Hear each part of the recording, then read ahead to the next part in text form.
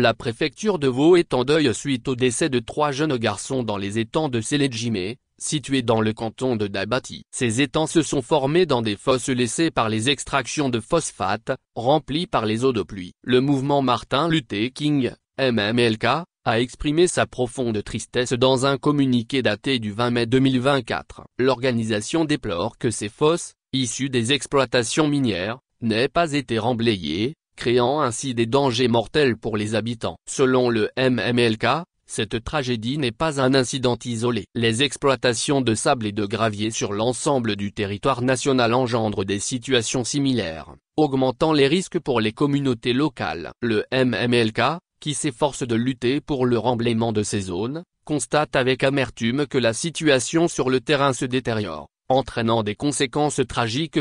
Les décès de ces jeunes garçons s'ajoutent à une liste déjà trop longue de victimes de l'extraction des phosphates. Jusqu'à quand ces populations seront-elles exposées à de tels dangers? Jusqu'à quand notre voix restera-t-elle inaudible pour éviter ces pertes humaines inutiles et injustes? Ces populations, qui ne tirent aucun bénéfice de ces exploitations, devraient au moins pouvoir survivre dans la pauvreté, plutôt que de mourir de façon tragique, s'indigne le pasteur Edo Komi, président du MMLK.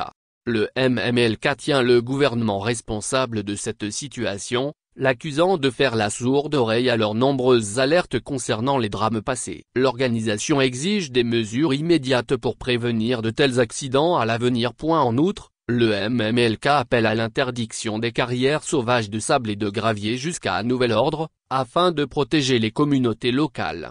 Le MMLK présente ses sincères condoléances aux familles des victimes et implore le Tout-Puissant d'apaiser leur cœur en cette période de deuil.